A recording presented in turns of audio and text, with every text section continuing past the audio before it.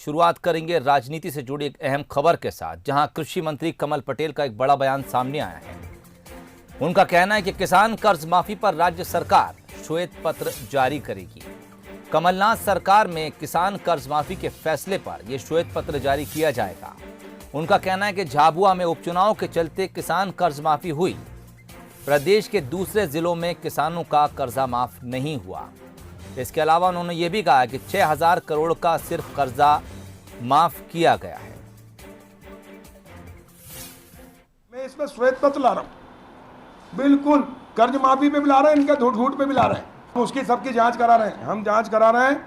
लेकिन कमलनाथ जी ने 2 लाख तक के कर्जे माफ किए, हर कर्जे के लिखवाया था, ये धोखाधड़ी की। हम जांच करा रहे हैं ना, उसकी हम जांच कराएंगे, जो फर्जी होगा उसके खिलाफ कार्रवाई होगी। और हमने कार्रवाई की है, हमने कई कोऑपरेटिव के जो अधिकारी थे जिनने गड़बड़ी की उनके खिलाफ FIR कराई है। चलिए, ये बयान था, हमने आपको सुनाया कृषि मंत्री कमल पटेल का। सीधे रुख करेंगे जुगल किशोर शर्मा की तरफ। इस वक्त ज़्यादा जानकारी के साथ हमारे साथ जुड़ गए हैं। जुगल, वैसे कृषि मंत्री का बयान अपने आप में काफ़ी है, लेकिन इससे पहले अगर हम विधानसभा में दिए उस बयान का भी जिक्र करें जिसमें इस बात को खुद सरकार ने कबूला है, तो कॉन्ट्राडिक्टरी बयान है, ये दोनों बातें अलग अलग। जी हाँ, देखिए, किसान कर्ज माफ़ी इस समय मध्य प्रदेश में मुद्दा बना हुआ है। विधानसभा में जो जानकारी सरकार ने दी है उसके मुताबिक किसानों का कर्जा 2 चरण का कर्जा माफ़ हुआ है। और दूसरी तरफ जो सरकार है वो लगातार ये कह रही है कि कर्ज माफ़ नहीं हुआ। बीजेपी ये कहती रही है कि कर्ज माफ़ नहीं हुआ, जबकि अब कांग्रेस कह रही है कि कर्ज माफ़ हुआ है। देखिए, अब इस पूरे मसले पर सरकार ने फैसला किया है। कमल पटेल जो कृषि मंत्री हैं, उनका ये कहना है कि इस पूरे मसले पर श्वेत पत्र लाएगा। श्वेत पत्र मतलब ये होता है कि किसी एक मुद्दे पर उसके बारे में पूरी आधिकारिक और तथ्यात्मक जानकारी देना। तो क्या कर्ज माफ़ी हुई थी, कितनी हुई थी, कितने किसानों का कर्ज माफ़ हुआ था, कितने चरण में हुआ था, इसके लिए पूरा एक श्वेत पत्र लाया जाएगा जिसमें तमाम जानकारियां होंगी। लेकिन देखिए, निश्चित रूप से अभी उपचुनाव का वक्त चल रहा है। उपचुनाव में दोनों ही पार्टियां प्रचार प्रसार में जुटी हैं। ऐसी परिस्थितियों में ये किसान कर्ज माफ़ी फिलहाल एक मुद्दा बना हुआ है, राजनीतिक मुद्दा बना हुआ है। उपचुनाव के बाद क्या बीजेपी सरकार इसको श्वेत पत्र लाएगी, ये अभी देखना होगा। कमल पटेल इससे पहले भी कई बार ये बात कह चुके हैं कि जो कर्ज माफ़ी है उसमें बहुत बड़ा घोटाला हुआ था।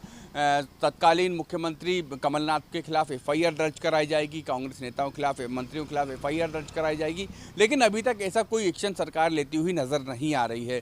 तो श्वेत पत्र पर भी क्या श्वेत पत्र जारी होगा जल्दी ही, अभी ये कहना बहुत मुश्किल होगा। ये कमल पटेल जी का बयान है, कृषि मंत्री हैं, स्वाभाविक रूप से सरकार के अभिन्न अंग हैं, और उनका ये कहना वाकई एक हम कह सकते हैं कि बड़ा कदम सरकार उठाने जा रही है। लेकिन जब वो अमली जामा पहन ले, ये कदम जब अमली जामा पहन ले श्वेत पत्र, तब हम ये कह पाएंगे कि श्वेत पत्र जारी हुआ है। और दूसरी बात है, फिलहाल ये पूरा मुद्दा एक राजनीतिक मुद्दा बना हुआ है। किसानों का कर्ज माफ़ हुआ है तो कितना हुआ है और कितने चरण में हुआ है, ये तमाम मुद्दे अभी इस समय सियासी गलियारों में बहुत तेज़ी से घूम रहे हैं और इन पे चर्चा हो रही है। लेकिन निश्चित रूप से जितना ये तकनीकी है या जितना इसमें सरकारी रिकॉर्ड खंगाला जाए, उससे ज़्यादा ये राजनीतिक मुद्दा है। तो जुगल, क्या लगता है आपको कि जिस तरह से विधानसभा में सरकार ने जवाब दिया और उसके बाद डैमेज कंट्रोल में जुटे खुद मंत्री भूपेंद्र सिंह आगे आए, उन्होंने जवाब दिया, अब ये बयान भी क्या उसी तरफ इशारा कर रहा है?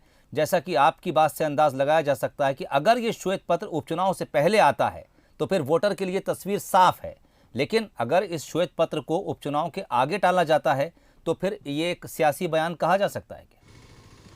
देखिए, निश्चित रूप से जो विधानसभा में जानकारी दी गई थी, विधानसभा में तथ्यात्मक जानकारी दी गई थी, उसको कांग्रेस ने मुद्दा बनाया और कांग्रेस ने कहा था कि बीजेपी लगातार झूठ बोल रही है, क्योंकि सरकार ने इस बात को स्वीकार किया है कि कर्ज माफ़ी हुई है। लेकिन बीजेपी का ये तर्क है उसका कि हमेशा ये कहना है कि 2 लाख रुपए तक का कर्ज किसी भी किसान का माफ़ नहीं हुआ है। तो ये तमाम आरोप प्रत्यारोप है। इसके बीच में इस तरह का जो श्वेत पत्र का हम निश्चित रूप से कह सकते हैं कि अभी मैंने जैसा आपसे कहा कि ये एक सरकारी आधिकारिक लड़ाई की जगह राजनीतिक मुद्दा ज़्यादा है, इसलिए अभी श्वेत पत्र आएगा, किन मुद्दों को लेकर उसमें क्या तथ्य शामिल किए जाएंगे, तमाम सवाल हैं। लेकिन निश्चित रूप से सियासी मुद्दा बना हुआ है। कांग्रेस कभी हमलावर होती है बीजेपी पर और फिर बीजेपी कभी काउंटर कर कांग्रेस पर हमला करती है। सियासी मुद्दा है या फिर वाकई तथ्यात्मक तौर पर श्वेत पत्र उपचुनाव से पहले जारी कर दिया जाएगा? बीजेपी प्रवक्ता राजपाल सिसोदिया साहब इस वक्त हमारे साथ जुड़ गए हैं। राजपाल साहब, स्वागत है बंसल न्यूज़ में आपका। जी नमस्कार, धन्यवाद। पिछले कुछ दिनों में उठाकर देखें तो बीजेपी सरकार जब विधानसभा में जवाब देती है तो 26 लाख से ज़्यादा किसानों की कर्ज माफ़ी की बात को स्वीकारती है। और अब कृषि मंत्री कमल पटेल कह रहे हैं कि सिर्फ 6000 करोड़ का कर्जा माफ़ हुआ, और वो भी उन ज़िलों में जहां पर उपचुनाव था। झाबुआ का उन्होंने जिक्र किया है। क्या लगता है आपको, उपचुनाव से पहले आपके मंत्री श्वेत पत्र दे देंगे?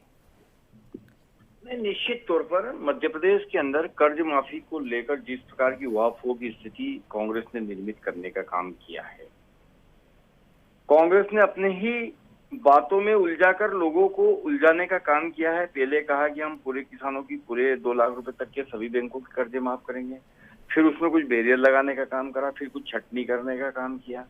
पहले उन्होंने कहा कि हम 55,000 करोड़ कर्जा माफ करेंगे, फिर कहने लगे कि हम 5,000 करोड़ का कर्जा माफ करेंगे। तो इस प्रकार से जो भ्रांति फैलने का काम हुआ है, और जिस प्रकार से भारतीय जनता पार्टी लगातार कहती आ रही है, और आज भी सर कंफ्यूजन तो आपके जवाब से भी फैल रहा है। विधानसभा में दिया गया जवाब और अब मंत्री का जवाब, उससे पहले भूपेंद्र सिंह का जवाब। नहीं, बिल्कुल कंफ्यूजन नहीं फैल रहा है। हम ये कह रहे हैं कि इन्होंने जो कर्ज माफी करी वह बहुत सिलेक्टिवली कर्ज माफी करने का काम किया। जहां जहां इनको लाभ मिलने वाला था वहां तो कर दी, पर मध्य प्रदेश भर में नहीं करी। 10 दिन में जब कर्ज माफी करनी थी आपको, तो आप सिर्फ झाबुआ में क्यों करते हैं जी? आप सिर्फ जहां उपचुनाव में वहां क्यों करते हैं?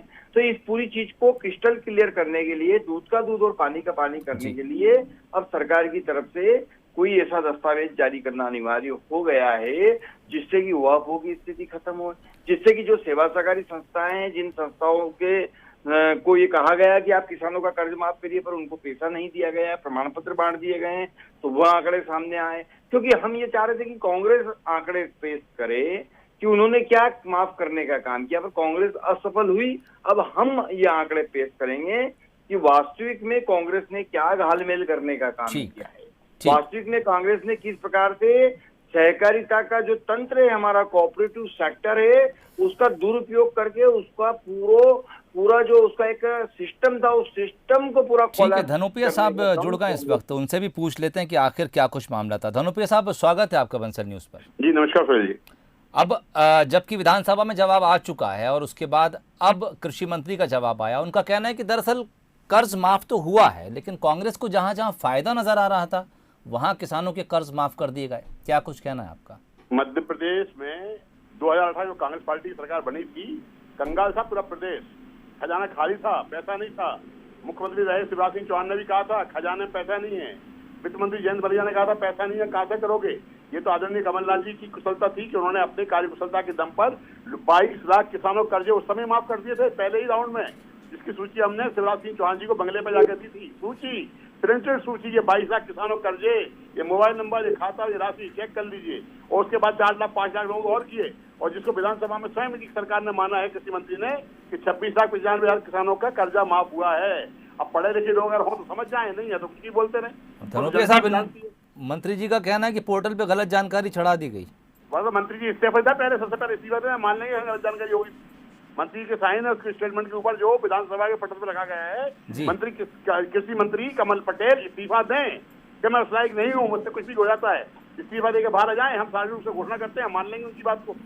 वो ये कह रहे हैं कि जिम्मेदार अधिकारी उन पर भी FIR करा देंगे। अधिकारी क्या होते हैं, आप काय के लिए बने बैठे हो, क्यों ऐश कर रहे हो सरकार के पैसे पर, गाड़ी घोड़े बंगले मकान सब लेके घूम रहे हो, काय के लिए इस तरह का रुतबा दिखा रहे हो? फिर अगर आपको कुछ आता ही नहीं है तो अधिकारी कुछ बना के देंगे, आप साइन करके दोगे तो आपका, फिर आपको आता क्या है, पढ़ना लिखना नहीं आता आपको, तो क्यों मंत्री बने बैठे हो? इस्तीफा दीजिए, अलग हटिए, इसके बाद बात करिए।